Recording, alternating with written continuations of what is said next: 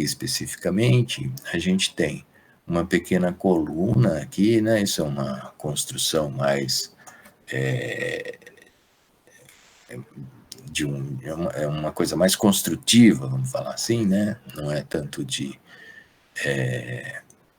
enfim, uma construção típica de engenharia, né? Tá certo? Uma coisa construtiva.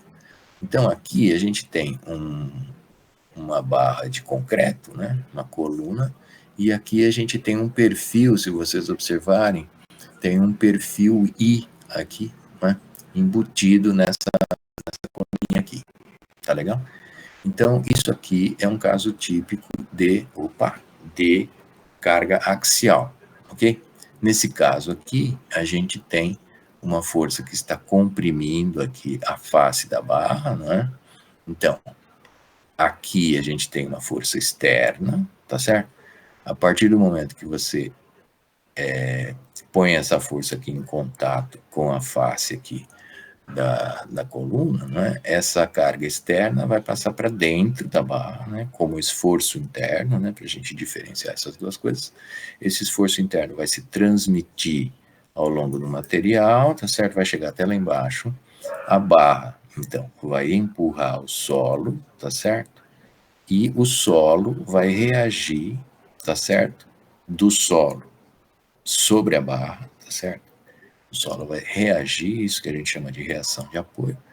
O solo vai reagir com uma força de mesma magnitude, tá certo? E sentido oposto a essa carga ativa aqui, tá? Então a gente vai ter uma reação do solo sobre a barra, de baixo para cima, né? Com o mesmo valor de 300 kN, ok? Então, se aqui a gente está empurrando para baixo a barra e o solo empurra a barra para cima, né? Com a reação do solo sobre a barra vai estar comprimida com esse valor de 300 kN, tá? 300 kN é 300 mil newtons, né? Tá certo?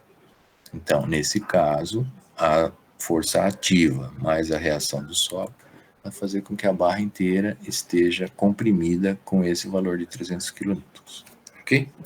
Muito bem.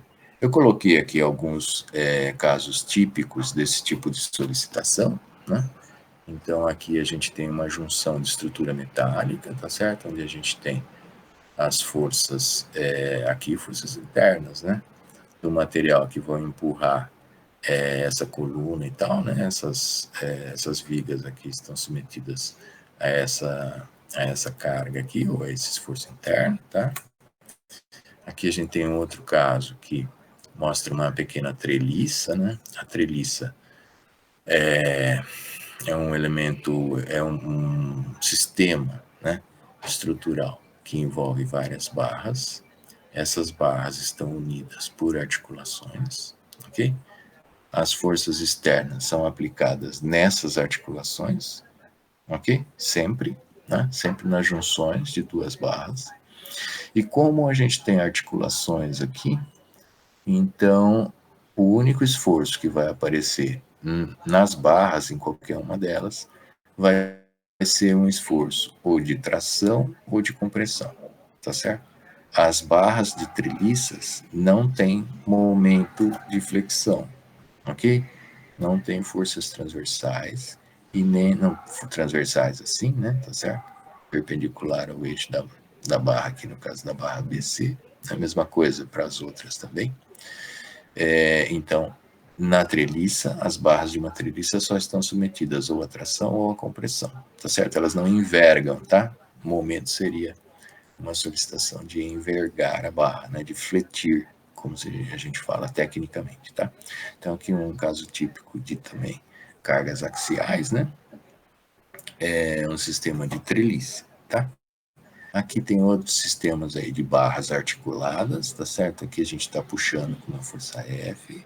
Aqui tem um apoio, né? Aqui tem outro apoio. As junções são articuladas, tá vendo? Aqui está articulado, aqui, ok? Então, quando a gente puxa para baixo, essa barra segura para cima, vai aparecer uma reação aqui no apoio. Puxando para cá, essa barra também vai segurar isso para não cair, tá certo? Vai segurar com uma força para cima, ou vai empurrar. Vai ser segura pelo apoio aqui, tá certo? E caso contrário, Se a gente estiver empurrando em vez de puxar, né, as reações vão ser nesse sentido aqui, tá? E nos dois casos, a gente tem as barras sujeitas a cargas axiais, ok? Aqui a gente tem uma outra construção típica, né, essa aqui mais de engenharia mecânica, onde a gente tem um eixo, ele está suportado aqui por rolamentos, né?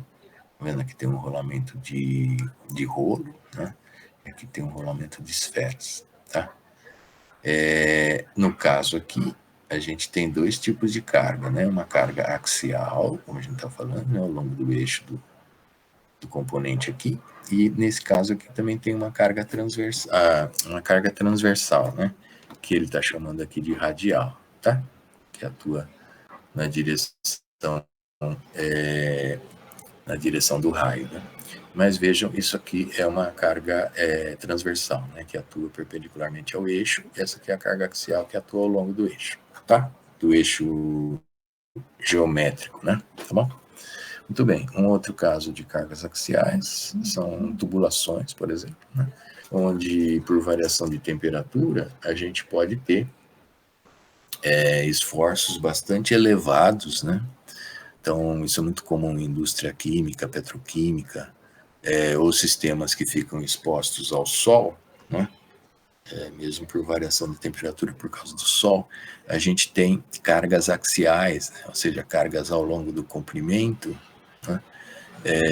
A gente tem cargas bastante elevadas, né? No caso de tubulações, é comum a gente usar esse tipo de compensador, né? Compensador de dilatação, ou também chamado junta de expansão, né?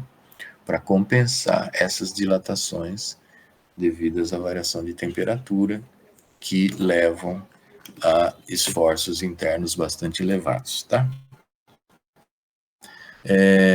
Os pilares, né, são outros casos típicos de construção de engenharia onde aparece carga axial, né? Aqui tem uma construção lá da Grécia, tá certo? Que já os gregos já usavam esses pilares, né? Aqui a gente tem uma estrutura metálica, né? Ok? Muito bem. Então vejam o seguinte, nesse caso de cargas axiais, vamos pensar na seguinte construção. A gente tem uma barra que está presa na parede, ok? Então tem uma barra presa na parede, né, chumbada aqui na parede. Esse tipo de vinculação a gente chama engastamento ou engaste, ok? Então, nesse tipo de construção, onde uma barra, né, está chumbada na parede, isso equivale a um engaste, né, um apoio de engaste ou engastamento, ok? Na extremidade livre, nós vamos aplicar uma força de tração aqui de magnitude P, ok? Muito bem, se aqui está preso e eu puxo aqui, evidentemente, essa face livre aqui, essa extremidade livre, vai ter um deslocamento delta, né? Mais delta, porque é de tração, ok? E aqui, né, como eu já havia falado para vocês, se está preso aqui, então o deslocamento desta seção aqui é nulo, ok? A gente não tem deslocamento nessa seção. E, consequentemente, né, a decorrência, né, do fato de eu aplicar uma força de tração aqui é que, como aqui está preso, a gente vai ter um deslocamento dessa face, né? A gente vai ter uma deformação aqui, né, no sentido positivo com um deslocamento delta, ok? Nessas situações onde a gente tem cargas axiais, a gente tem tensão normal, está aqui embaixo, tensão normal, ok? Dentro do material, ok? O que aparece dentro do material? Uma situação típica dessa figura aqui. A gente tem uma tensão normal, que a gente chama de sigma, e essa tensão normal é dada pelo esforço dentro do material, né, o esforço interno, que é de caráter, né, tem o nome normal, ok? Dividido pela área da seção transversal, ok? Então essa é a fórmula da tensão normal, no caso da gente ter cargas axiais, ok? O deslocamento vai ser dado por essa formulinha aqui, ó. É o esforço normal, o deslocamento é essa, né? Essa saída da seção aqui, da extremidade livre, desse ponto para cá, tá certo? Esse deslocamento é dado, então, pelo esforço normal, né? vezes o comprimento da barra, dividido pelo módulo de elasticidade, né, ou módulo de Young, que a gente já viu, né, isso aqui é uma medida, né, é uma quantidade que simboliza a elasticidade do material, tá certo? E ainda dividido pela área da seção transversal. Tá legal? Então, facinho, né? No caso de cargas axiais, a gente tem tensão normal, dada por essa forma, e tem o deslocamento dado por essa forma. Belezinha? Muito bem. Para a gente calcular isso aqui, na verdade, vejam só, isso está preso aqui, não é? Então, para a gente... eu estou mostrando aqui um caso bem simples, né, para vocês entenderem o encaminhamento que a gente dá, né, para resolver questões desse tipo, né, evidentemente, aqui está, assim, bem simples, né, parece óbvio, né, mas depois os casos vão ficar um pouco mais complicados e por isso que eu estou mostrando, assim, o simples para vocês entenderem o encaminhamento, né. Então, partindo daquela figura onde está engastado aqui na extremidade esquerda, nós vamos tirar o engastamento, né? Nós vamos desenhar o que a gente chama de diagrama de corpo livre da barra. A gente vai tirar o apoio e substituir o apoio por uma reação de apoio, tá? Então, evidentemente, né? Como eu disse, aqui é um caso bem simples, né? Se eu estou puxando com P aqui, a parede, né, para essa barra estar em equilíbrio estático, a parede tem que segurar a barra com uma força de mesma magnitude dessa daqui, só que com o sentido oposto, né? Então, se a gente está puxando com P aqui, a parede, né, o apoio lá na parede, né, tem que puxar para a esquerda com o mesmo valor P. Ok? Muito bem. Se a gente fizer o diagrama de esforços dessa situação, é bem simples, né, para vocês entenderem o princípio da coisa. Então, veja, a barra toda está tracionada, né?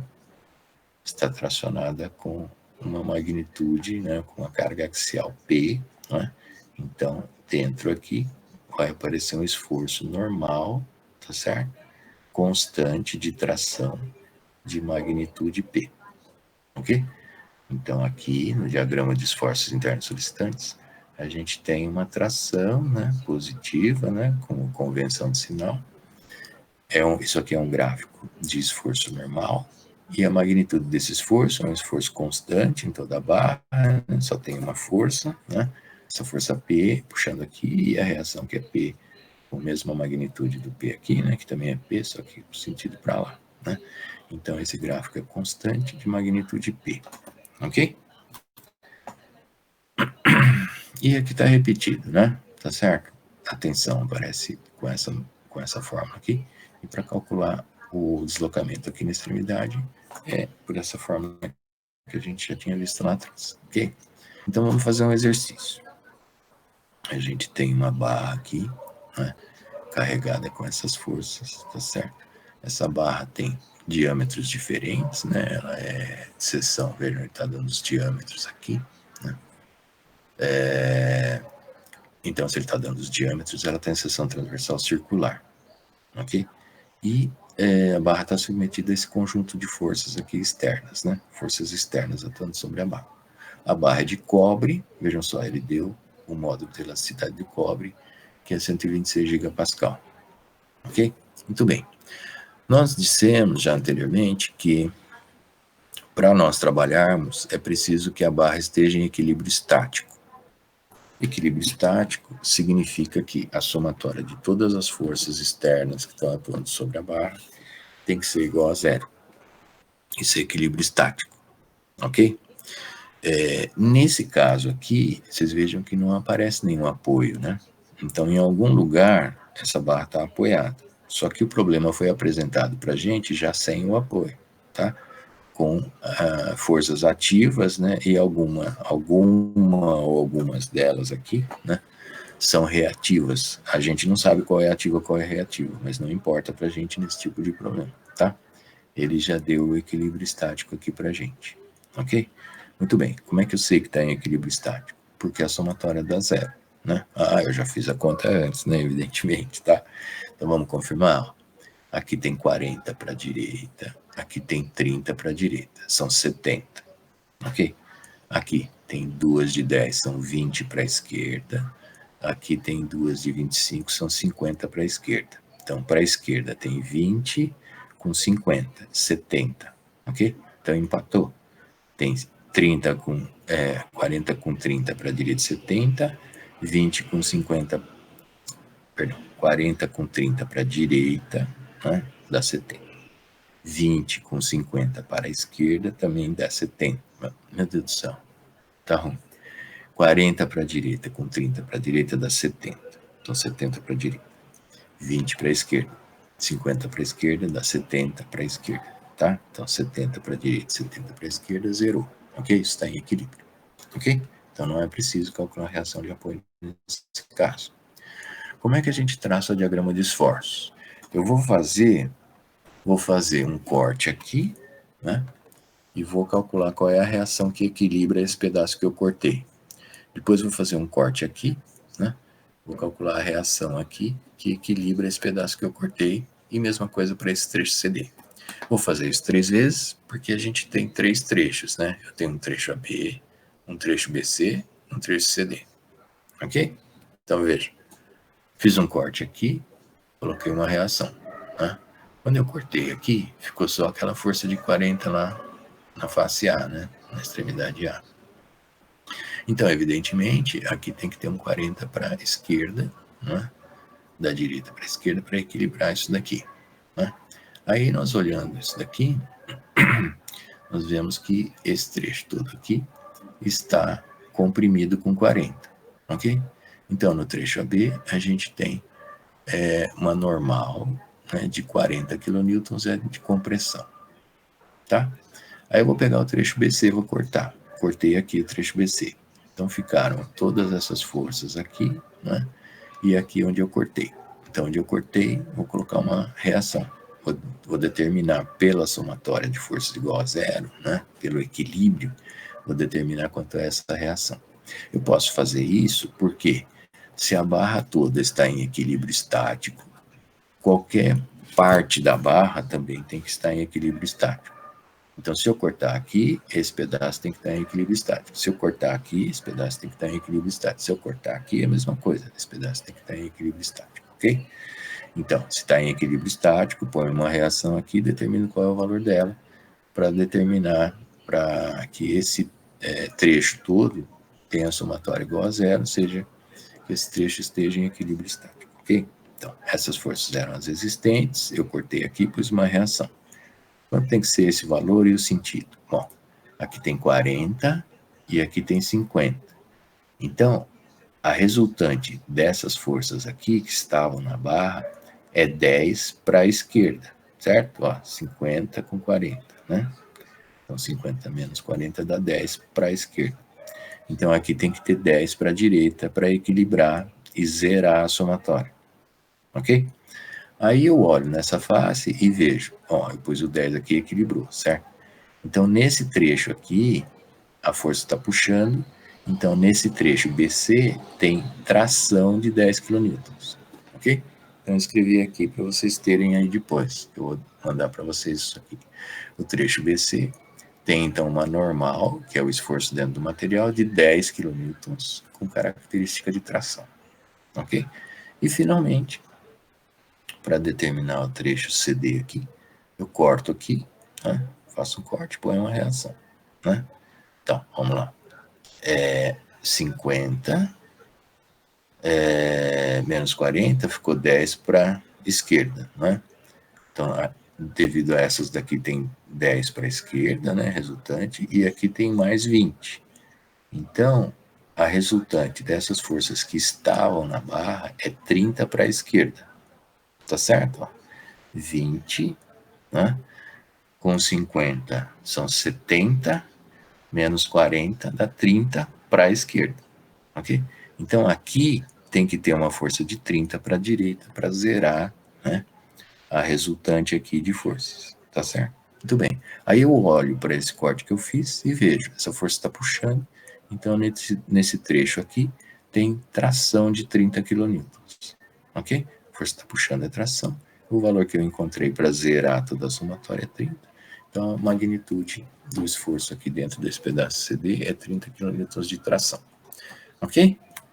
Muito bem. Com isso, eu consigo fazer o diagrama de esforços, né? Então, o nosso diagrama é um diagrama de normais, tá certo? Porque as cargas são axiais. Então, eu repito o desenho aqui, esse aqui é o desenho do enunciado, tá certo? Não tem novidade nenhuma, tá? Aí, vou fazer o gráfico trecho por trecho, né? Trecho AB, trecho BC e trecho CD, ok? Aí eu vou puxar, né, mentalmente aqui as linhas de chamada, assim, tá certo? Para fazer os diagramas por trecho, né? Então, diagrama de esforços internos solicitantes, aqui é o DCL, né? Diagrama de corpo livre da barra, ok? Aí eu pego os valores que eu obtive naquele slide anterior, né? Então, trecho AB tem 40 de compressão. Então, vou lá, desenho aqui, evidentemente, aqui o eixo do X é o comprimento, né? Da barra, e no Y a gente tem a magnitude do esforço, tá? É um esforço de caráter normal, e ele está na unidade de quilonewtons. Então, no trecho AB, nós vimos no slide anterior que tem compressão de 40, tá? Então, vou lá, desenho aqui, isso aqui é um diagrama, né? O esforço interno é constante, é de compressão e é 40 no trecho AB, ok? No trecho BC, nós vimos que o trecho BC tem 10 de tração, ok? Então, vou lá, né? 10 aqui é positivo, né? Desse lado de cima. 10 de tração, constante também, desde B até C, ok? E finalmente no trecho CD, né, se a gente olhar lá, é 30 de tração, então vou lá, coloco 30, né, constante aqui, 30 positivo, porque é tração, é a magnitude do esforço interno de caráter normal no trecho CD, ok? Então esse diagrama mostra para a gente como é o esforço dentro do material, tá? Só assim, com essa metodologia que eu apresentei para vocês, cortando aqui, depois cortando aqui, depois cortando aqui, é que a gente tem o conjunto, né, da reação, né, isso aqui é uma reação, é uma resposta, melhor dizendo, né, vamos usar o termo resposta. Isso aqui representa, mostra para a gente a resposta do material desta barra, né, a esse carregamento externo aqui, esse sistema de forças que foi dado no problema, tá? Então agora a gente sabe que no trecho AB eu tenho uma compressão de 40, no trecho BC eu tenho uma tração de 10, no trecho CD eu tenho uma tração de 30. Beleza? Muito bem, é só fazendo assim que a gente obtém esse diagrama que mostra pra gente como é que o material está respondendo a esse carregamento, tá certo? Vejam que a gente está fazendo uma coisa bem assim, objetiva, né? Que a gente bate o olho, tá certo? Então, o diagrama está paralelo à barra, ok? Os trechos estão bem, assim, delimitados, né? Por linhas de chamada, para a gente bater o olho, saber que isso daqui é o esforço no CD, isso aqui é o esforço no DC, assim por diante, tá? E a gente deve observar também que na mesma barra, né, tem trechos que estão comprimidos, né? Esse trecho está comprimido, ele vai encurtar, evidentemente, né? Está sendo comprimido. Esse trecho está tracionado, ele vai alongar. Esse trecho também, ele vai alongar, tá? Então, na mesma barra, tem trechos que aumentam de tamanho e trechos que diminuem, tá? Belezinha? Alguém quer perguntar alguma coisa? Até agora? Não, professor. Beleza. Então, vamos ver como calcular o deslocamento dessa extremidade em relação a esta, né? Deslocamento de A em relação a D de dado, ok? Vejam que os esforços são diferentes em cada trecho, não é? Os diâmetros são diferentes em cada trecho, certo? Os comprimentos são diferentes também, né? A única coisa que é igual é o material. Mas como, né, nós vamos usar essa fórmula, né? Então, só o material, só o E que é igual. O N, o L e o A são diferentes, então eu não posso fazer direto, né? Eu tenho que pegar trecho por trecho mesmo, porque os esforços são diferentes em cada trecho, ok? Então, para fazer o deslocamento de A em relação a D, eu vou fazer o deslocamento de C em relação a D, vou somar com o deslocamento de B em relação a C e vou somar com o deslocamento de A em relação a B. Está escrito aqui, ok? E para cada trecho aqui, eu vou dar essa forma, tá? Então, C em relação a D, né? Esse trecho aqui. Vou pegar o esforço aqui, que é 30, né? Vou pegar do diagrama lá, tá? Vou pegar daqui, ó, tá? Então, o esforço é 30 vezes 10 a terceira, né? 30 kN. O comprimento desse pedaço aqui, CD, é 2,5. O E do cobre é 126, 10 a nona, né? 126 GB. E a área da seção transversal eu calculei aqui, 1,310 a menos 4. Ok? Isso dá positivo 5,2710 a menos 3 metros, que é esse 5,27 milímetros, né? Como deu positivo, então o C se afasta de D. Ok? A gente tem um alongamento aqui. Como a gente está considerando que isso aqui está parado, então o C vai se alongar, né? O C vai vir para a esquerda, ele vai se alongar, vai se distanciar de D de W, tá? Vai se afastar de D de W. Depois, o trecho de BC, a gente vai fazer deslocamento de B em relação a C, tá? Um raciocínio completamente semelhante aqui, né? O esforço, pegando lá do gráfico, né? Do diagrama de esforço, a gente tem 10 kN, tá aqui. O comprimento aqui é 3,75. O módulo de elasticidade é o mesmo, 126 GB. E a área da seção transversal, eu calculei aqui, né? Esse trecho tem 25 milímetros de diâmetro. Vai dar essa área aqui, 4,91 10 a menos 4. Então, fazendo essa conta, a gente tem 0,61 10 a menos 3, né? Deu positivo de novo. Então, o B também se afasta de C. Ok? A gente vai ter nesse trecho BC também um alongamento. Como a gente está supondo que C está parado, então o B vai se afastar de C. Ok? E, finalmente, o A em relação a B. Né? Então, imaginando que o B está parado, vou calcular para onde vai o A. Tá? Aqui a gente tem uma compressão de 40, né? Então é menos 40, 10 a terceira, né? 40 kN de compressão. O comprimento é 2 metros. O E é 126 GB, né? Igual para toda a barra. E a área de seção transversal desse trecho é 3,1410 a menos 4. Okay? Isso vai dar negativo, né? 2,0210 a menos 3. Como deu negativo, então nesse caso o A se aproxima de B. Ok? A gente vai ter um encurtamento desse pedaço AB aqui. Então, menos 2,0210 a menos 3, o A se aproxima de B. Está em metro aqui, né? Então, um pouquinho mais de 2 milímetros. Ok? Muito bem. Aí, temos que somar tudo, né? Para encontrar o deslocamento de A em relação a D. Aí eu coloquei em evidência o 10 a menos 3, né? Porque são todos múltiplos de 10 a menos 3.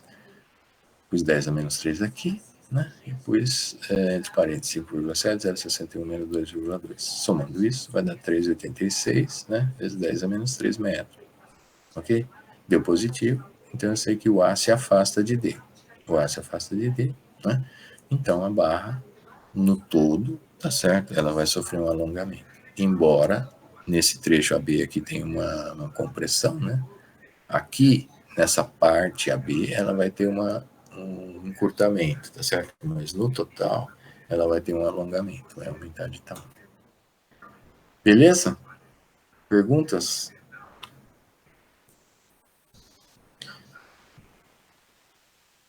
Tranquilo? Tranquilo, professor. Tranquilo, professor. Que bom. Então, vamos ver os exercícios da lista, tá?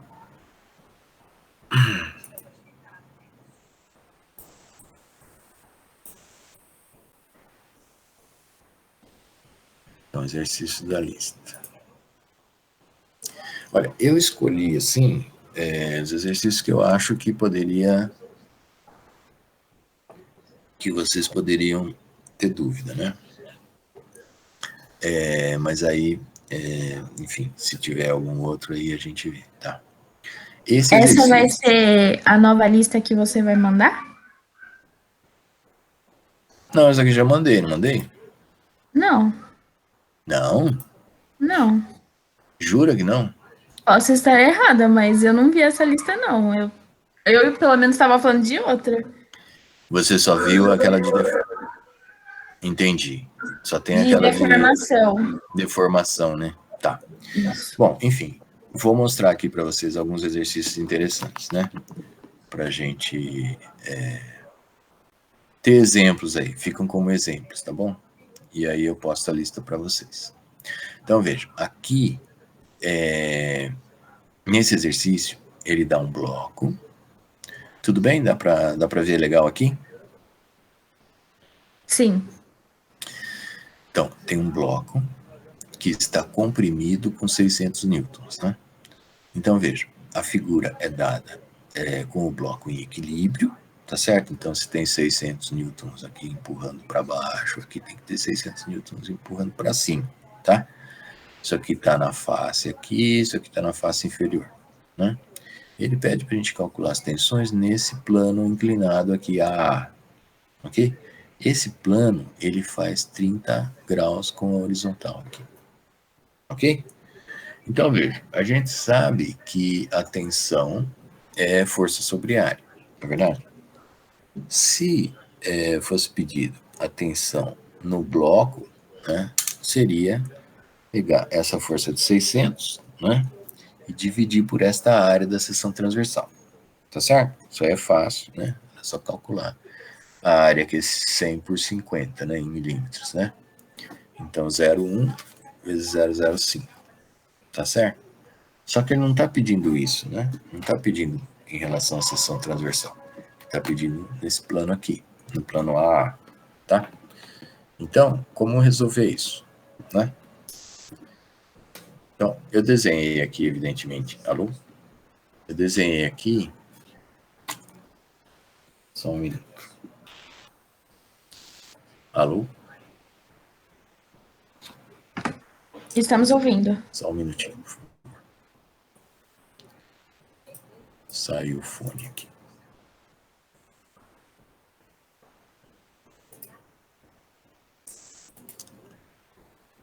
Esse fone tem um ruído chato. Então, para resolver isso, então eu fiz um corte aqui, né, naquele ângulo do plano AA, tá certo? E aí o que a gente tem? A gente tem os 600 na direção do eixo da barra, né, na direção do eixo do bloquinho, tá certo? Como está pedindo as tensões aqui nesse plano, então eu tenho que decompor esses 600 na direção perpendicular aqui a este plano, não é? E na direção tangente a esse plano, tá certo? A componente dos 600 nessa direção perpendicular ao plano vai dar tensão normal, tá certo? E a componente desses 600 tangente aqui a esse plano A vai dar uma componente de cisalhamento, né? Vai dar uma componente de tensão de cisalhamento, ok? Então, a tensão normal, eu vou pegar então a componente dos 600 na direção perpendicular, né? Então, a força vai ser 600, né? Na verdade, o esforço, né? Tá certo? Porque, ó, vejam só. Aqui é uma força externa, não é? Aqui dentro tem um esforço, né? Então, o esforço interno, para o cálculo da normal, né? O esforço nessa direção vai ser 600 cosseno de 30, não é? Aqui tem 30, então essa componente aqui é 600 cosseno de 30, dividido pela área do plano, tá certo? O plano aqui tem 100 milímetros, não é? Então, aqui tem 100 milímetros dividido pelo cosseno de 30, né? Em metros, 0,10 dividido pelo cosseno de 30. E ainda, vezes a profundidade aqui, que é a largura do bloquinho, né? Tá? Que é 50 milímetros, então 0,050. Isso daqui, ó, que está no denominador, é a área desse plano aqui, tá? Desse plano inclinado A, beleza? Então, a tensão normal aqui a este plano, né? Vou pegar a componente dos 600 nessa direção, aí vou dividir pela área desse plano aqui, né? Desse plano, desse corte que a gente fez aqui a 30 graus, tá? Fazendo a conta, isso dá 90 kPa, né? Os 600 aqui vai dar compressão, né? Então, 90 kPa de compressão. Beleza? Agora vamos para o cisalhamento, né? Então, a componente na direção do plano aqui, dos 600, vai dar uma força tangente aqui a esse plano, né? uma força de cesariamento em relação a esse plano. Então, quando eu dividir essa componente dos 600 na direção do plano aqui pela área do plano, eu vou ter a tensão de cesariamento. Belezinha? É isso que a gente faz aqui, ó. Então, nessa direção aqui, a componente dos 600 que atua nessa direção é 600 seno de 30, né? Então, 600 seno de 30 é a força que está atuando nessa direção do plano A aqui, né? Dividido pela área do plano, que a gente até já calculou, né? É 0,10 metros dividido pelo cosseno de 30, né? Por que isso, né? Porque a gente tem essa medida, né? Então a gente sabe que esse comprimento aqui desse plano inclinado vezes o cosseno de 30 dá o 0,10 aqui, os 100 milímetros aqui, tá? Então, o caminho inverso é pegar o 0,10 dividir pelo cosseno de 30 para a gente ter o comprimento dessa parte inclinada aqui, tá?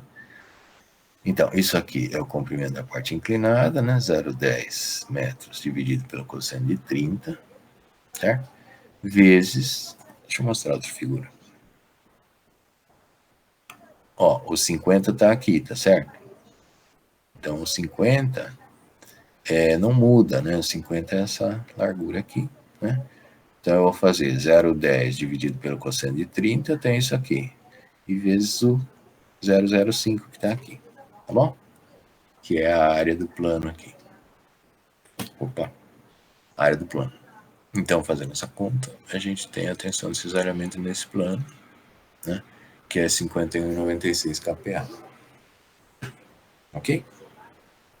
Então, aqui a gente calculou as componentes, né? Nesse plano da tensão.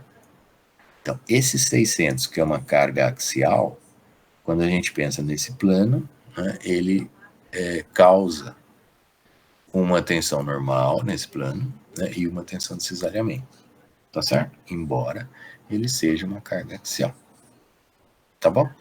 Então, por aí a gente já vê, né, vocês já estão percebendo que o fato de ser cesariamento ou tensão normal ou tensão de cesariamento é só uma questão da configuração, né? É uma questão da posição relativa da força e do plano onde ela está atuando. Tá certo? Força sobre área, e aí depende da relação, né, de posição da força com o plano onde ela está atuando, né? Com a área onde ela está atuando. Beleza? Nesse outro problema aqui, a gente tem um conjuntinho aqui, né?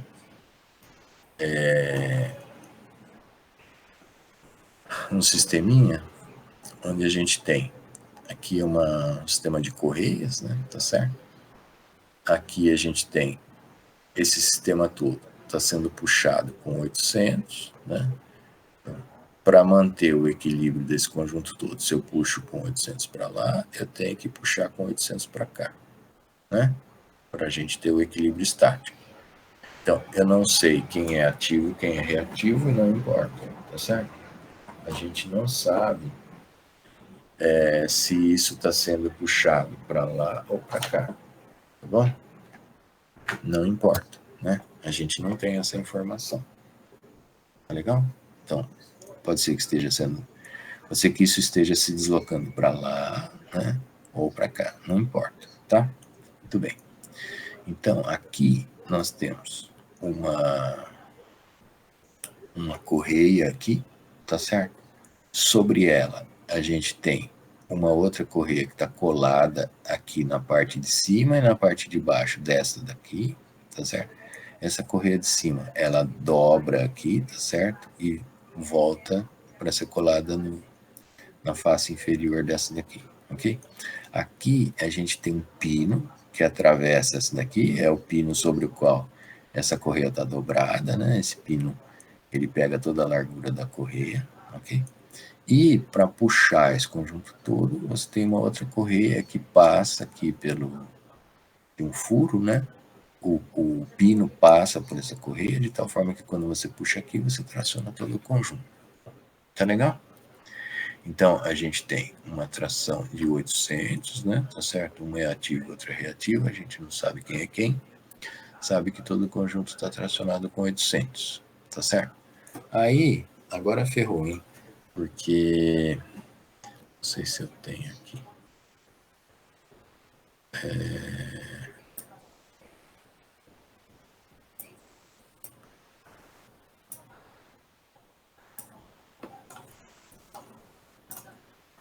Aqui, ó. No exercício, estão vendo aqui, né? No exercício, ele dá as tensões admissíveis, né, para esta correia, depois para a cola que é usada aqui para unir, fazer esse sanduíche aqui, tá certo? Com as correias. Ele dá a tensão admissível da cola, e depois ele dá a tensão admissível do pino aqui. Para que isso? Ele quer que a gente dimensione esta, deixa eu voltar naquela, tá melhor aquela figura. Ele quer que a gente dimensione esta espessura aqui, só um minuto, essa espessura aqui dessa correia, né? Então ele vai dar a tensão admissível dessa correia, ok? Depois, ele quer que a gente dimensione o comprimento aqui, que tem que ter esse trecho de cola, né? Eu vou passar cola aqui em cima e aqui embaixo, né? E colar essa correia sobre a outra. Então, essa cola aqui tem que ter um comprimento aqui para resistir. Vejam que a correia tem 45 milímetros de largura, né? Então, eu vou passar a cola em cima e embaixo. Quero saber qual é o comprimento aqui da cola, né? Sabendo que a cola tem uma resistência ao cisalhamento aqui admissível, tá? E depois ele vai dar, né, a tensão admissível aqui do pino, né, para que a gente encontre qual é o diâmetro que o pino tem que ter para suportar esse esforço de 800 litros. Que é isso que ele quer que a gente faça. Ou seja, ele quer que a gente dimensione T, DL e DR, né? T é a espessura dessa placa, né, dessa correia, DL é o comprimento da cola, e o DR, né, é o comprimento do eixo, né, do pininho aqui. Beleza? Muito bem. Então, veja, eu tenho que separar isso. Eu vou fazer o DCL de cada parte, né? Então, para dimensionar, eu vou começar aqui da esquerda, tá? Vou começar daqui. Tá? Então, quanto é essa espessura? Quanto essa espessura tem que ser para essa correia aqui não quebrar, né? Então, veja. Ele deu uma tensão admissível de 10 megapascal para essa correia. Então, eu desenhei aqui a correia em elevação, tá certo? Estou olhando de lado, né, esse conjunto, tá certo? Estou olhando daqui, tá certo? Então, vou desenhar isso daqui olhando aqui da esquerda para a direita, tá? Então, tá aqui. Esse conjunto, então, essa primeira correia, ela está tracionada com 800, né? Então, tem 800 aqui, puxando para a direita, tem 800 aqui, puxando para a esquerda, tá? Ele quer que a gente encontre essa espessura T, sabendo que a tensão admissível da correia é 10 megapascal, ok? Então, nós vamos usar condição de resistência, né? Tensão atuante menor ou igual à tensão admissível, ok? Qual a tensão que atua aqui nesse trecho da correia? Força sobre área, né? Isso tem que ser menor ou igual à tensão admissível em relação à tensão normal, né? Tensão normal admissível da correia, que é um dado do problema, é 10 megapascal. Tá aqui. Então, com essa imposição aqui, a gente faz as substituições, né? Então, a força é 800 newtons, certo? É a força que está puxando esse pedaço aqui da correia. Qual é a área da correia? É 0,045 metros, né? Que é a largura, né? Deixa eu mostrar de novo. Ó, a largura aqui é 0,045 em metros, né? Ok? Vezes essa espessura, porque é a seção transversal aqui, tá certo? Então, é isso daqui, né? Essa espessura vezes a largura aqui, né? Perpendicular ao plano do papel aqui, ou da tela, né? Ok? Então, a espessura que eu quero saber, né, essa área aqui do denominador, é 0,045 metros vezes T, né, que é a espessura da correia, tá certo? Essa conta, força sobre área, tem que ser menor ou igual aos 10 mega, que é o que a correia resiste, tá certo? Aí isola o T, né? Isola o T, que é a espessura que a gente está procurando, é suficiente para essa correia aguentar, né? Não romper, na medida em que ela aguenta só 10 megapascal de tensão. Tá? Fazendo a conta, a gente vai chegar que a espessura tem que ser pelo menos, né, 1,78 milímetros, né? Aqui está em metro, né? Depois 1, 2, 3, 1,78 milímetros. Ok? Então, ó, nós partimos daqui, né, para descobrir quanto tem que ser essa espessura. Ele deu quanto que essa correia aguenta de tração, né? Tensão admissível, a tração dessa correia, tá? Então vejam que a gente faz, né, um DCL, né, de uma maneira compreensível até para a gente mesmo, né, para a gente entender o problema, né? Na hora de resolver, convém fazer um diagrama assim, né, um pequeno desenho esquemático, tá certo? Para você entender bem o que você está fazendo, tá? Depois, em segundo lugar, ele quer que a gente determine qual é o comprimento aqui da cola, tá certo? Para que ela consiga suportar esse esforço de 800 de tração aqui. Então, vou lá, olha, a mesma coisa, né? Peguei essa figura, vou fazer um desenho olhando daqui, tá certo? Olhando da esquerda para esse sanduíche aí. Então, é um negócio mais ou menos assim, tá certo?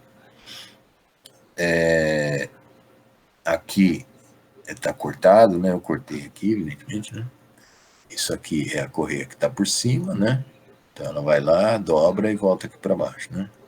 E a gente vai colar aqui e aqui, né? Nas interfaces. Aqui eu estou puxando com 800, né? E aqui também eu estou puxando com 800. Só que como eu cortei aqui, então eu vou pôr 400 aqui e 400 aqui, tá certo? Dividir 800 por 2 aqui.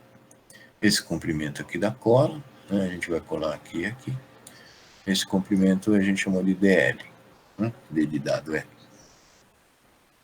E a gente tem a tensão admissível da cola, né? Porque quem vai sustentar aqui é a cola, né? Certo? A cola é que vai manter essa união de tal forma que você consiga transmitir a força dessas duas aqui para essa, né? Tá? Porque na verdade isso é uma transmissão da força, né? Tá? Puxando aqui, digamos que você esteja puxando aqui pela direita, né? E aqui está resistindo com 800. Então, esse 800 tem que passar do verde pro cobre aqui, né? Pro laranja. E quem vai passar o 800 do verde pro laranja vai ser a cola aqui, tá certo? Essa cola tem que aguentar esse 800 para conseguir passar a força daqui para cá, tá bom? Então, para fazer isso, a gente vai impor de novo a condição de resistência. Tensão atuante, né, a tensão que está acontecendo no material, tem que ser menor ou igual à tensão admissível. Ok? Muito bem. A tensão que atua, né, é força sobre área, né? Só que a gente está falando agora de um cisalhamento aqui na cola, tá certo? A cola não vai resistir por tensão normal, mas vai resistir por cisalhamento, por tensão de cisalhamento, tá? Então, força sobre área é menor ou igual à tensão admissível da cola, ok? Muito bem. A força sobre área, então eu posso pensar 800 com duas áreas, né, ou 400 com uma área só. Eu fiz com duas porque é o menos usual, tá certo? É o mais raro quando a gente vê. Então, eu vou pegar 800, que é a força, e de área eu tenho o quê? Eu tenho duas áreas, né? Duas áreas. Cada área é o quê? O comprimento DL, né? Vezes a largura da correia, né? Ou largura da cola, né? Da área que vai ser colada. Então, 800 newtons dividido por duas vezes, né? O DL, que é o comprimento da cola, vezes a largura da área que vai ser colada, tá? 0,045, que é a largura da correia, ok? Isso aqui, que é a força que está atuando, né, tem que ser menor ou igual, ou seja, não pode ultrapassar a tensão admissível que a cola suporta, que é 0,75 megapascal, ok? Então faço essa imposição, né? Essa imposição vem daqui, desse conceito, tá certo? Né? Faço essa imposição, isolo o DL, tá? Faço a conta para o DL. Então o DL vem para cá, né? Esse 0,75 da sexta vem dividindo para cá, e o DL vai dar. DL, pelo menos, tem que ser, né, em milímetro, 1,12311, né? Pelo menos 11,85 milímetros. Beleza? Então isso aqui, aliás, aqui, perdão, aqui está errado, né? Aqui não é T, aqui é DL, né? O DL tem que ser maior ou igual a 11,85, ok? Está errado, aqui não é a espessura, né? Aqui é o comprimento da cola, tá? É isso aqui expresso em milímetros, tá? Então DL em milímetros tem que ser pelo menos 11,85 milímetros, ok? E finalmente, vamos ver aqui o dimensionamento do pino, né?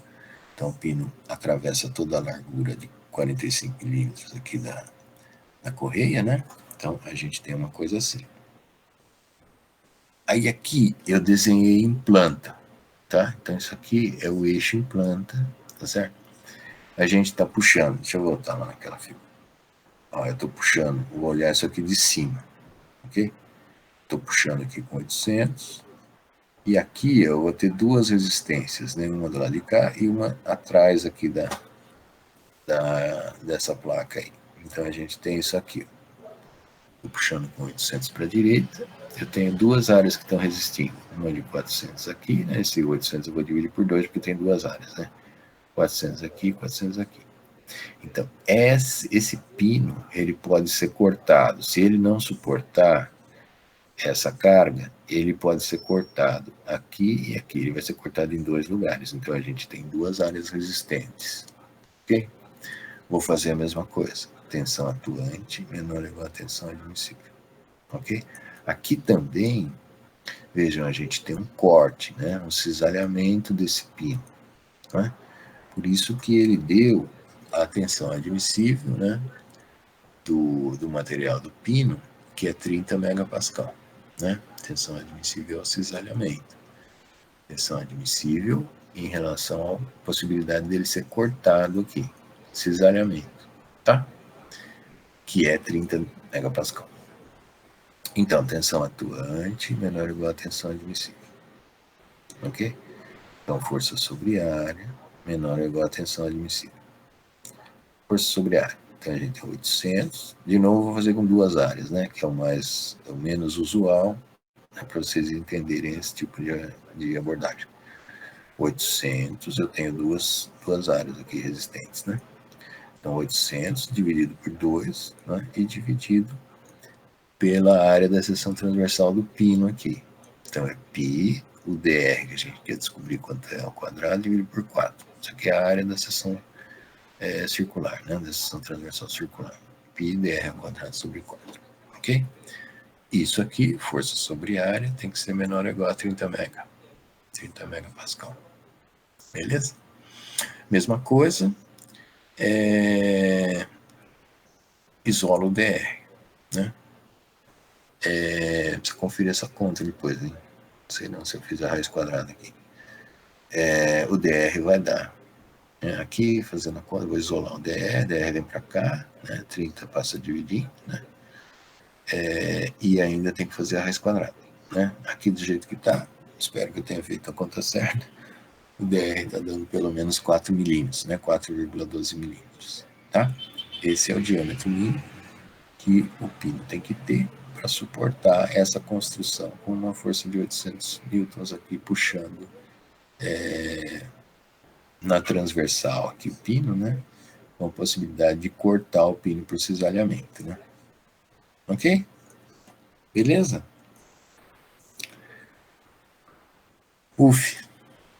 Alguma dúvida aí, pessoal?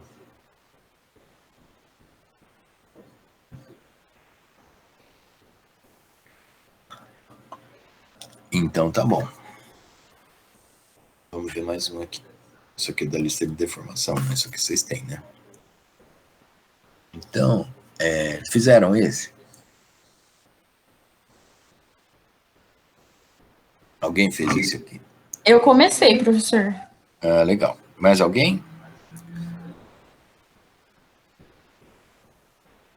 Nesse tipo de questão assim.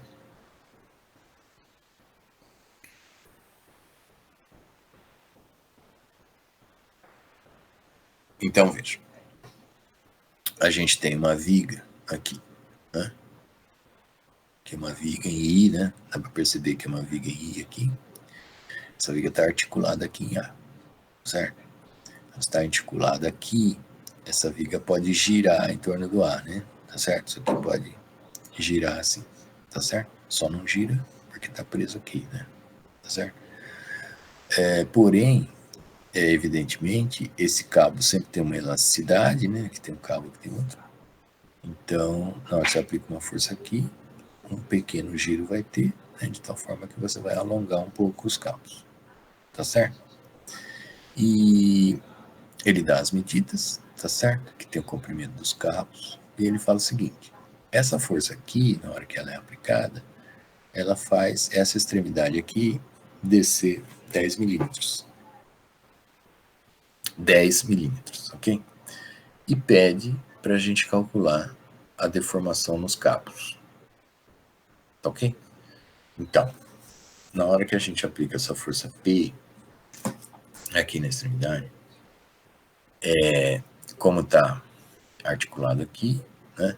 Isso aqui vai descer um pouco, né? Aqui não vai descer nada porque está preso, né? Está articulado, então aqui esse ponto de articulação ele não consegue se deslocar, só consegue girar, né? Ele não consegue se deslocar nem na vertical nem na horizontal, ok? Então na hora que a gente põe aqui essa força, aqui vai descer 10 na vertical, aqui só vai girar, né? Não vai se movimentar nem na vertical nem na horizontal, ok? E evidentemente aqui onde estão os cabos, a gente vai ter um deslocamento para baixo e aqui também, né? O C vai descer um pouco, o B vai descer um pouco, e onde está o P a gente vai ter esse ponto descendo 10 milímetros, tá? Quanto é a deformação, né? Normal nos cabos, tá? Então, veja. O problema fala pra gente que desceu 10 aqui, ok? Eu tenho esses comprimentos, certo? A B é 3.000, vejam que eu tenho que colocar tudo na mesma unidade, né? Esse aqui está em milímetro, aqui eu tenho que colocar os comprimentos em milímetro, tá certo? Porque aqui ele deu em metro, né? Tá? Aqui ele deu em metro, tá certo? E aqui deu em milímetro, o deslocamento na vertical. Então tem que colocar todo esse pessoal aqui em milímetro, né? Senão não tem sentido, tá? Então a gente tem os comprimentos aqui, né? AB 3.000 milímetros, aqui faltou mais um M, né? AB é 3.000 milímetros, BC é 2.000 milímetros e CD é 2.000 milímetros, ok? Se aqui eu sei que desce 10 e aqui não desce nada, só gira, né? Então isso equivale a dizer que essa viga que estava aqui nessa posição horizontal, ela vai ficar nessa posição inclinada assim, tá? Daqui para cima a gente tem um cabo, né? E daqui para cima a gente tem outro cabo, ok? Então se descer aqui 10, aqui o C vai ter uma certa quantidade que ele vai descer, né? E aqui o B vai ter uma certa quantidade que ele vai descer, tá? Essa quantidade que desce aqui é a quantidade que esse cabo que está aqui em cima vai aumentar de tamanho, certo? E essa quantidade que o B vai descer vai ser o quanto esse cabo vai aumentar de tamanho, esse cabo que está aqui, tá? Então, deixa eu voltar aqui. Então, quanto descer o C, né, é o quanto vai aumentar de comprimento esse cabo EC. O quanto descer o B vai ser o quanto vai aumentar de comprimento o cabo BD, tá? Muito bem. Então, a gente tem 10 aqui e eu tenho essas medidas, tá? Então, uma forma de fazer é usar o teorema de Thales, né? Semelhança de triângulos, né? Em outras palavras, né? Então, eu posso escrever o seguinte, que o delta LC, né, que compõe esse triângulo aqui, né? Então, essa medida está para esta aqui, né, que é 3.000 mais 2.000, né? Assim como o 10 está para esse lado AD todo aqui, 3, 5, 7, tá? Então, delta LC está para 5.000, então delta LC está para 5.000, né? Então tem esse triângulo aqui, delta LC para 5.000. Assim como que tem outro triângulo, né? 10 está para 7.000, tá? 10 está para 7.000, ok? Está escrito aqui 10 para 7.000, isolo o delta LC. O delta LC dá 7,1429 milímetros, ok? Isso é o quanto vai descer o ponto C, tá certo? O epsilon é o quanto muda de comprimento, né, um corpo, dividido pelo comprimento inicial do corpo, né? O cabo que está nessa posição tem 4.000 milímetros, né? Então, o epsilon desse cabo vai ser o quanto vai descer o C, né, que a gente calculou, dividido pelo comprimento do cabo inicial, que é 4.000. Né? Fazendo essa conta, a gente tem o epsilon do cabo CE, né? O cabo CE aqui. Esse cabo vai ter uma deformação normal. Fazendo essa conta, 1,7857, 10 a menos 3. Ok? Como está positivo, ele vai aumentar de tamanho, a gente vai ter um alongamento. Ok? Vou fazer a mesma coisa para o outro cabo aqui, cabo BD, tá certo? Vou ver quanto desce o B, pegar o quanto desce o B e dividir por 3.000, tá? Para obter o epsilon do BD. Então, veja. Mesma coisa, né? Agora eu vou para cá aqui, delta LB. Então, delta LB está para 3.000, assim como 10 está para 7.000. Ok? Delta LB está para 3.000, assim como 10 está para 7.000. Tá? Então, delta LB está para 3.000, né? Nesse triângulo pequeno aqui. Assim como o 10 está para o triângulo grande, né? Está para 7.000 aqui do triângulo grande, né? 10 está para 7.000. 10 está para 7.000, tá? Isolo delta LB. Delta LB. Isolando delta LB, né? Multiplicando em cruz aqui. Vou achar o valor do delta LB como sendo 4,2857, tá? Milímetros. Opa, aqui tá errado. Tá errado. Ah, não, desculpa. Delta LB é 4,2857 milímetros. Isso aqui é a variação, né? Tá. Tá certo. Então, o quanto vai descer o B, né? 4,2857 milímetros. O epsilon vai ser o quanto vai descer o B, né, dividido pelo comprimento do cabo, né, inicial. Aí sim, né, fazendo essa conta, vai dar um epsilon para aquele cabo BD de 1,428, 10 a menos 3 metros. De novo, como a gente teve valor positivo aqui, então vai ter um alongamento. Isso está evidente aqui, né? Os dois pontos vão descer, então os dois cabos aqui vão aumentar de comprimento, né? Vão ter um alongamento. Beleza? Nossa, a gente fala muito. Fico com a boca seca, estou tomando água aqui. Muito bem. Esse daqui vocês fizeram? Esse eu achei chatinho. Esse sim, professor, demorei, mas fiz. Ah, que legal. Foi bem mais chato esse. É? Ah, que bom. Então, eu não acho fácil isso aqui, não. É meio complicado de enxergar as relações trigonométricas aqui, né? Então, vocês estão de parabéns, foi bom. Né? Valeu, acho que ficou bom. Bom, vou mostrar aqui. Então, aqui, né, a gente tem um problema aqui. Tinha uma chapa aqui, né, uma placa, antes de deformar, com essa configuração aqui em cinza escuro, e depois que deformou nessa configuração tracejada. Né?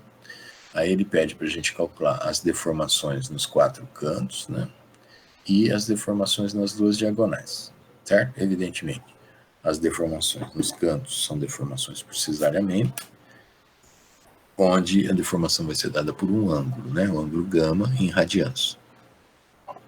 E as deformações das diagonais vão ser deformações normais, tá certo? Que são caracterizadas pelo epsilon, né? Que é um adimensional, tá certo? Muito bem, então eu fiz assim, isso tem várias formas de enxergar, né, tá certo? Eu fiz assim, ó, ponto D, né? Então, eu peguei deformação de cisalhamento em A, né? Então, vejam, aqui a gente tem uma... Opa! Perdão, é em A, né? É aqui, desculpa. Tô vendo D aqui, tá achando que é em D. É em A, deformação em A, né? Então, a deformação em A, vejam que o ângulo aumentou, ficou maior que 90, né? Maior do que π sobre 2, tá certo? Se o ângulo ficou maior que π sobre 2, é porque o gama é negativo, certo? O gama vai dar um valor negativo, tá? Então, eu fiz assim. Eu calculei o alfa, né? Que é esse ângulo aqui, tá certo? Que é o mesmo, né? Alternos, os ângulos alternos aqui. Esse cara aqui é igual a esse cara aqui, né? Então, esse ângulo aqui vai ser 403 dividir 403 aqui, né? Nesse cateto. E aqui tem 2, tá certo? Então, aqui é alfa e aqui, né? Essa horizontal com essa linha inclinada tracejada é alfa também, né? Então, isso aí vai ser arco tangente de 2 sobre 403, né? Cateto oposto pelo cateto adjacente. Isso dá um alfa de 0,0049. Tá? Depois, para a gente saber aqui o beta, né?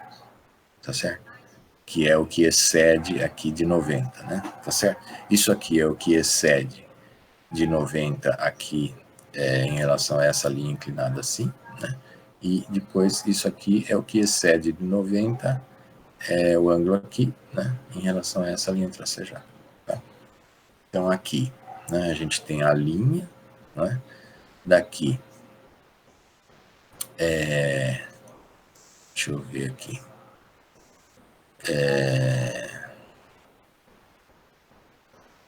Isso vai até lá em cima, né? Aliás, desculpa. Isso vai até lá em cima, né? Então, aqui a gente tem 304 menos 2, né? Então, 302. E aqui, né, a gente tem 303, né? 305 menos 3 aqui. Né? Então, aqui a gente tem 2, ok? Então, 2 aqui, 302 aqui. Então, o arco tangente de beta, né? Perdão, o arco tangente de 2 sobre 302 vai dar o beta aqui. Né? Isso daí vai dar um beta de 0,00662 rad. Tá? Agora vejam o seguinte, a gente achou então o beta e o alfa. O gama é π sobre 2 menos o θ'. O θ' é o ângulo interno, tá certo? O θ' é π sobre 2 mais o alfa mais o beta, tá certo? Porque o θ' é o ângulo que ficou depois da deformação, né? Então, θ' é π sobre 2 mais o alfa, né, que a gente calculou aqui, mais o beta que a gente calculou aqui, tá certo? Quando a gente faz essa indicação aqui, isso aqui, vejam, não é preciso escrever isso daqui na solução, tá certo? Eu pus aqui só para vocês entenderem de onde veio isso, né? Então, na hora que a gente resolve, tira do parênteses aqui, faz a conta, né? π sobre 2 menos π sobre 2, isso aqui vai embora, né? O gama vai ser alfa mais beta, que a gente achou. Né? Só que com sinal negativo, né? Porque tem esse menos na frente. Então, o gama vai ser menos alfa mais beta. Então, somos 2, põe o sinal negativo. O gama, né, que indica para a gente a quantificação do cisalhamento, que é dada por um ângulo, né, no canto A, vai ser menos 0,01158 radianos. Tá? Então, aqui a gente tem uma deformação por cisalhamento desse valor aqui, em radianos. Ok? Cuidado, né? Aqui, ó, o alfa está em rad, tá certo? O beta está em rad. Então, na hora de calcular, ou você ajusta a calculadora para fazer em rad, não é? Ou calcula em grau e depois converte no fim, tá certo? Mas não pode esquecer de que a resposta tem que ser dada em rad, em radianos, né? E além disso, né, qualquer operação que você faça com os ângulos, né, tem que estar na mesma unidade, tá certo? Então, se você tiver fazendo essa conta, π sobre 2 menos alfa, o alfa e o beta tem que estar em radiano, porque π sobre 2 é radiano, né, tá certo? Isso aqui é uma medida, π sobre 2 é uma medida em radiano, tá bom? Diga, alguém quer perguntar? Pode continuar, professor. Legal. Aí vamos para o canto B, né? Então, canto B, eu fiz uma coisa semelhante, né? Então, aqui a gente vai ter essa construção, né? Que é 405 por 2, né? E vai dar o alfa, certo? Então, o alfa vai ser o arco tangente de 2 sobre 405, né? O alfa vai dar esse valor em rádio, tá? E o beta, né? Nós estamos em B, né? Nós estamos aqui. O beta vai ser esse triângulo aqui, né? Então, 304 menos 2, então 302, né? E aqui é 5 menos 3, aqui tem 2, né? Esse triângulo aqui, tá? Então, 302 com 2. O beta vai ser, então, arco tangente de 2 sobre 302, que é a tangente aqui, né? Isso vai dar 0,00662 radianos, tá? Aqui, no B, é um ângulo agudo, tá certo? Então, o gama vai ser π sobre 2 menos θ'. O θ' é π sobre 2 menos o alfa e menos o beta, tá certo? Então, na hora que a gente fizer a conta, vai ficar π sobre 2 menos π sobre 2, isso vai embora, né? Vai ficar menos, né, a soma dos dois aqui. Então, vai ficar positivo, né? Menos com menos, menos com menos, vai dar positivo alfa mais beta. Então, o gama é igual a alfa mais beta. Então, o gama vai ser 0,00494 radianos mais 0,00662 radianos, a soma dos dois, né? Então, o gama vai dar positivo 0,01158 rádio. Tá? Tranquilo, né? Sempre com esse espírito aí, tá? Tem que enxergar aqui na construção, né? Tem que ver a definição, né? Tem que enxergar a definição e enxergar as relações trigonométricas para calcular, tá? Depois, no canto C, né, aqui também vai ser um gama negativo, né? Porque esse ângulo é obtuso, tá certo? Então, aqui, né? Eu tenho 90 aqui, tá certo? Então, eu tenho um ângulo aqui, que é igual a esse, né? E tem um ângulo aqui, ok? Aqui, né? A gente vai ter... vixe, 403, Celinha, aqui tá a Celinha.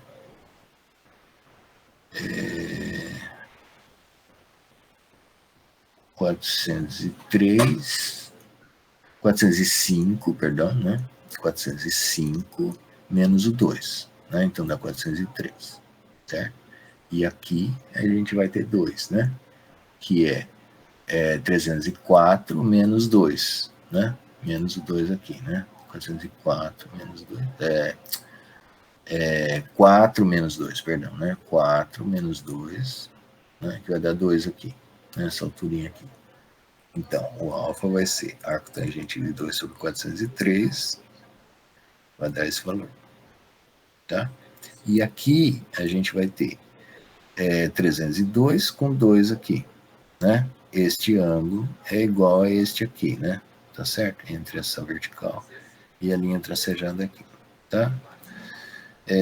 Aqui a gente tem, então, 302 com 2, né? O beta vai ser arco tangente de 2 sobre 302, vai dar 0,00662 rad, tá? De novo, aqui é um ângulo obtuso, né?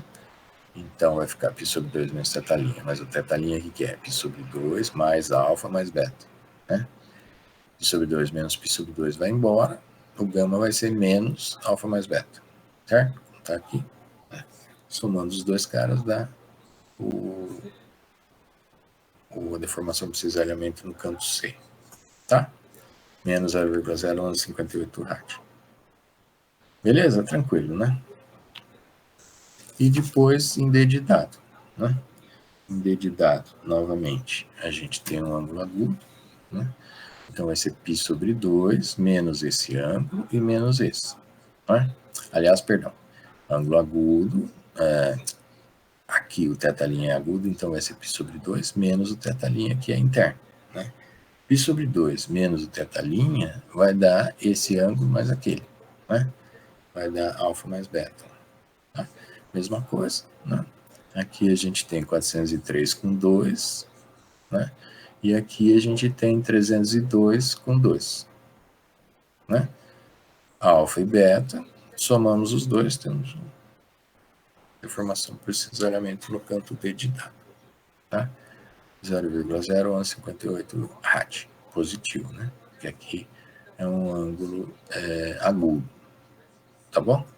Então, sempre que o ângulo é agudo, sempre que o θ' é menor que 90, menor que π sobre 2, o gama é positivo, né? Toda vez, como aqui, que o ângulo interno, né, depois de deformado, o θ' é obtuso, ou seja, é maior do que π sobre 2, então aqui o gama vai dar negativo, tá bom? Sempre o gama é negativo quando o ângulo é obtuso, depois de deformado, né, o θ' fica obtuso, tá? E aqui agora, a deformação normal, né, das duas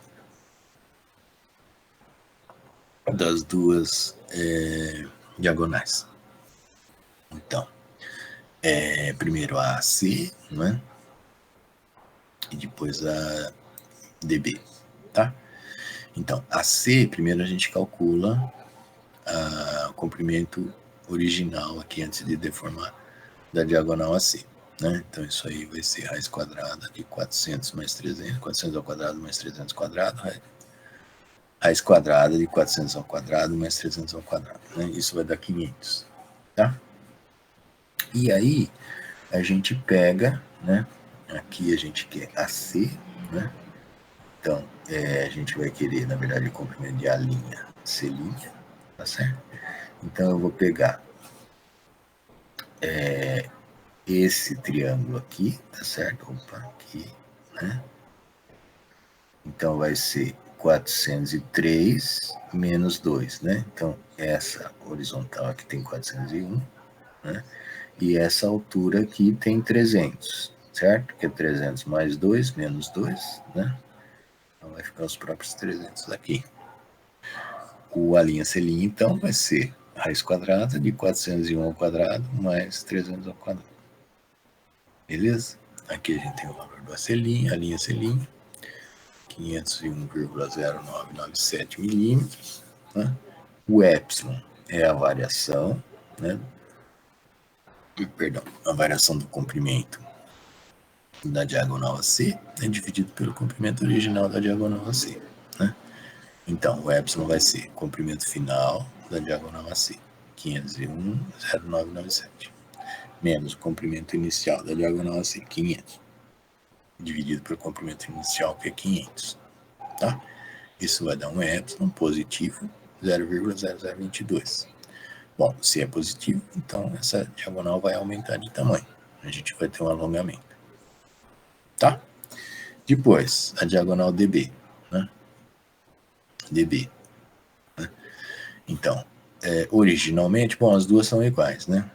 O comprimento original de AC é igual ao comprimento original de DB, né? Então, DB é igual a AB, tem 500 milímetros de comprimento antes de deformar, né? Depois, vou pegar D até B', né? Tá aqui. Então, aqui a gente vai pegar um comprimento aqui de 405, né? Porque eu vou pegar até aqui, certo? Daqui de baixo até lá em cima, nessa vertical aqui. Então, aqui a gente vai ter um lado, né? Um cateto aqui de 400 mais os 5 lá, 405. E a altura aqui vai ser 300 mais os 4, né? Então, essa altura aqui é 304, beleza? Então, o comprimento dB' vai ser raiz quadrada de 405 ao quadrado mais 304 ao quadrado, raiz quadrada, né? Tá? Isso vai dar um dB' de 506,4, né? Esse é o comprimento da diagonal deformada, da diagonal dB depois de deformar. O epsilon é o quanto ficou depois que deformou, menos o quanto era antes de deformar, dividido pelo quanto era, né? Pelo comprimento original. Então, 506,4, que é o comprimento deformado, menos 500, que é o comprimento original, dividido pelo 500, que é o comprimento original. Isso dá um epsilon de 0,0128, né? Adimensional, positivo. Então, isso indica que essa diagonal dB, ela aumentou de tamanho, alongou. Tá? Uf. Legal, pessoal? Querem perguntar alguma coisa? Depois vocês vejam com calma, né? Passo a passo, tal, tá? Tá, professor, você vai postar as resoluções também? Sim. Não, essas daqui, né? Aham, isso. Vou postar sim, tá? Aí depois, se ainda... Tem que postar a lista também, né? Faltou. Professor, mas às vezes fui eu que não vi, porque tem bastante lista. Aí eu tava fazendo a de deformação, eu não vi se tinha outra depois. Então, para mim, eu vou ver também, confirmar. Mas para mim eu tinha postado. Mas tudo bem, né? Não tem problema, tá? Tá bom, obrigada. Aqui tem um exercício de uma lista que é essa que eu não pus ainda, né? Que é sobre esse assunto que a gente viu hoje, né? Então, veja, ele pede para a gente calcular as tensões, né? Cada trecho aqui, né? Para essa barra, né? Que tem essas forças externas aqui, né? E ele dá os diâmetros, certo? O trecho AC tem um diâmetro de 58 milímetros, né? Então isso aqui é uma seção circular, evidentemente, se ele está dando o diâmetro, né? Isso aqui é redondo, tá? E o trecho CD tem um diâmetro de 44 milímetros, ok? Muito bem, essa barra, ela tem 90 kN aqui em B, né? Tem duas forças de 65 kN aqui em C, aqui, nesse ressalto aqui, né? E tem uma força de 45 tracionando aqui a extremidade livre de ditado, tá? Os comprimentos estão aqui, AB tem 300 milímetros, BC tem 200 milímetros e CD tem 380 milímetros, tá? A extremidade A está chumbada na parede, é um engastamento, tá bom? Então, a extremidade A está engastada, ok? Muito bem, ele pede para a gente calcular as tensões. Então, o que a gente tem que fazer? Nós temos que tirar esse apoio daqui, né, fazer um diagrama de corpo livre com as forças e a barra, colocar uma reação aqui, né, e calcular essa reação. Tá? É a primeira coisa. Depois fazer o diagrama, né, de esforços internos, analisar aqui cada trecho, né, fazer o diagrama de esforços internos e, finalmente, calcular as tensões, né. Não tem jeito, tem que fazer isso, né? Esse é o caminho que tem que ser percorrido. Vejam que aquilo que eu falei para vocês na primeira aula, né? Se essa barra não tivesse presa aqui, esse conjunto de forças, né, ia ter uma resultante e ia simplesmente deslocar a barra para algum lugar, né? Eu não sei quanto dá a resultante aqui, não quero fazer de cabeça, mas o resultante, se fosse para a direita, ia deslocar a barra para a direita, né? Se fosse para a esquerda, ia deslocar a barra para a esquerda, mas acontece que ela está presa, né? Quando a gente prende ela aqui, então ela não tem para onde ir. A resultante das forças vai fazer uma deformação, né, na barra, né? Então, dependendo do sentido, a barra vai deformar ou para a direita, né, ou ela vai alongar, ou ela vai encurtar, tá certo? Mas aí sim, quando você prende, é que você tem tensões e deformações, né? Se está livre, você não tem, né? Você não deforma o material, né? Se estiver livre aqui, ele simplesmente a barra vai sair daqui para lá, né? Se a resultante der para a direita, né? Se você prende, aí sim, você puxa para a direita, vai deformar, Então vai aparecer tensão e deformação. Por isso que sempre tem que estar preso de alguma forma, né? E a gente tem que calcular o equilíbrio estático incluindo, né, o valor da reação de apoio, para você ter um sistema de forças que vai levar a deformações, e as deformações vão causar as tensões. Tá bom? Muito bem. Então, primeira coisa, eu vou tirar o apoio, eu vou colocar uma reação, né? Ah, por que eu pus para a esquerda? Porque eu já fiz a conta, tá certo? Mas aqui, você nem precisa fazer a conta, tá certo? Para saber o sentido correto aqui, né? Se é para a esquerda ou para a direita. Você pode chutar, tá certo? Faz a conta. Se depois de fazer a conta, o valor que resultar aqui para o RA der positivo, é porque você chutou o sentido correto, né? Se der negativo, é porque o sentido está oposto. Então você tem que fazer um outro DCL e inverter o sentido, né? Porque senão vai dar zebra, tá certo? Aqui, na hora de fazer o diagrama, de analisar para fazer o diagrama de esforços, esse sentido aqui tem que estar correto, né? Tá certo? Mas não precisa fazer a conta inicialmente para já saber e tal, né? Tá certo? Você pode chutar e ver. Se deu positivo, mantém. Se deu negativo, você inverte o sentido, tá bom? Eu chutei para a esquerda porque acho que eu já fiz a conta, tá certo?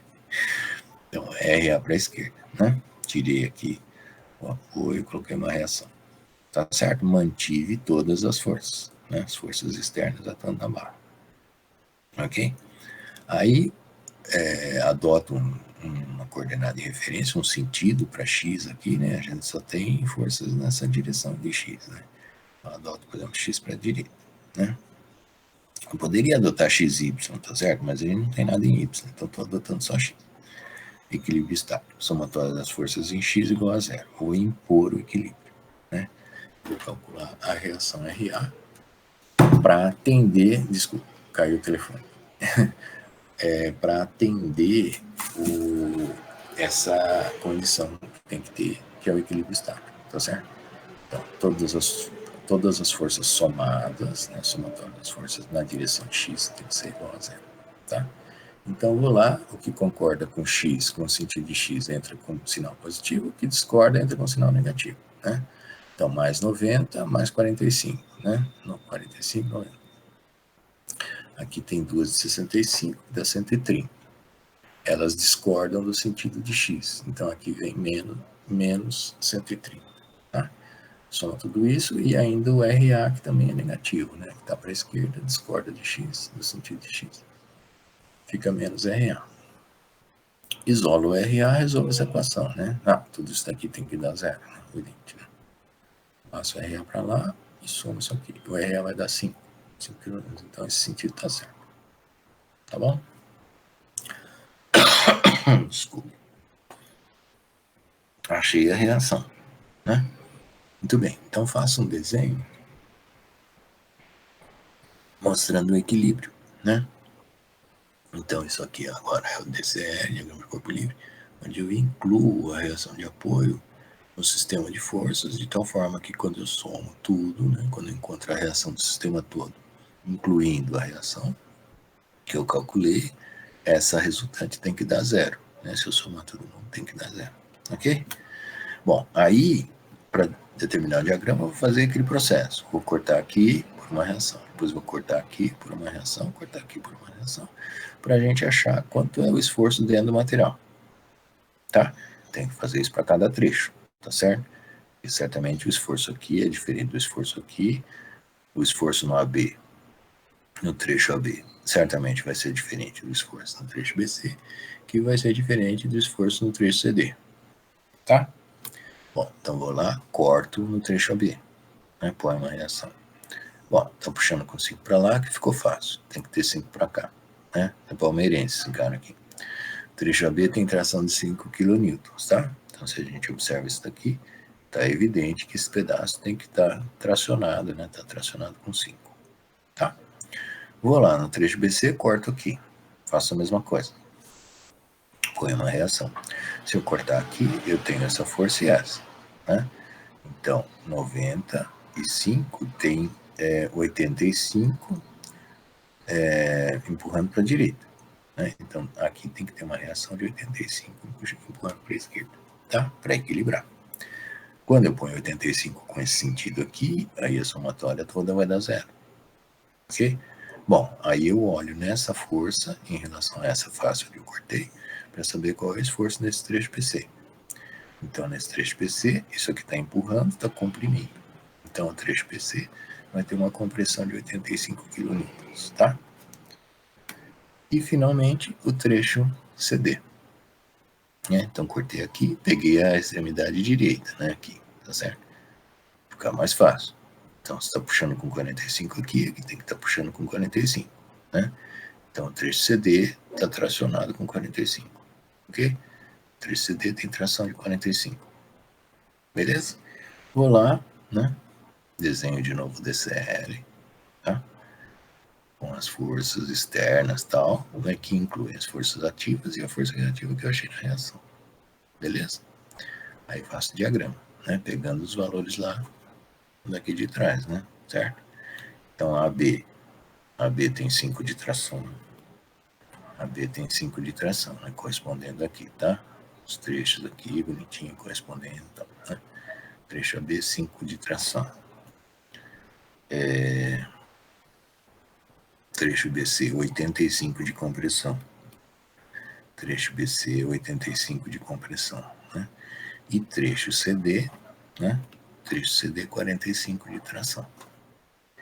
Trecho CD, 45 de tração, ok? Tração positiva, compressão negativa, ok? Então, aqui a gente observa a barra em equilíbrio, né? Equilíbrio estático. A resultante aqui tem que dar 0, né? Equilíbrio estático. E aqui a gente tem o diagrama de esforços que mostra a resposta do material a esse sistema de forças para essa barra, tá? Então, entre A e B, para esse sistema de forças para essa barra, né? Entre A e B, nós temos uma tração de 5 kN. No trecho BC, a gente tem uma compressão de 85 kN. E no trecho CD, a gente tem uma tração de 45 kN, ok? Todos os esforços aqui são de caráter normal, né? Porque a gente está falando de cargas axiais. Então, tudo isso daqui é um diagrama de normais, né? Com unidade de quilonewton. Beleza? Então, os esforços estão em quilonewton. Aqui os esforços dentro também estão em quilonewton. Beleza? Pede as tensões, né? Então, no trecho AB. No trecho AB, eu vou pegar o esforço e dividir pela área desse trecho, né? Então, no trecho AB eu tenho 5 kN de tração, então tenho sigma, né? Tensão normal, esforço normal me dá sempre tensão normal, né? Então, as três tensões são de caráter normal, sigma, sigma, sigma, né? Trecho AB, trecho BC, trecho CD. Tá? No trecho AB, eu tenho esforço de 5 kN, então 5 10 a terceira, aqui de força, né? Dividido pela área da seção transversal, né? Que está indicado aqui, o diâmetro de 58 milímetros, né? Passa a conta para achar a área. Tem o sigma no trecho AB, 1,89 megapascal. Tração, né? Aqui está tracionando. Aqui também vai dar tração, positivo. Né? Trecho PC, tem menos 85 kN, né? Nesse trecho. Então a força ou o esforço, né? Normal aqui, no trecho PC, menos 85, da terceira newton. Ok? Dividido pela área do trecho PC, que é a mesma daqui, né? Todo esse pedaço aqui, AB e BC, tem a mesma área da seção transversal. Então aqui também é 58, 10 a menos 3 e tal, né? Que é a fórmula para a área da seção transversal circular, né? Fazendo essa conta, a gente tem um sigma, né? Tensão normal no trecho BC, de menos 32,17 megapascal. Então aqui a gente tem uma tensão normal de compressão, né? No trecho BC, tá? E finalmente no trecho CD, a gente tem 45 kN de tração, né? Normal, né? Esforço dentro do material, um esforço normal de 45 kN, tá lá, né? Dividido pela área desse trecho, né? A área da seção transversal desse trecho, aqui a gente tem 44, 10 menos 3 metros, né? Faço a conta aqui da área, faço a divisão. No trecho CD, a gente tem uma tensão normal de 29,59 megapascal. Beleza? É isso. Uf. Perguntas?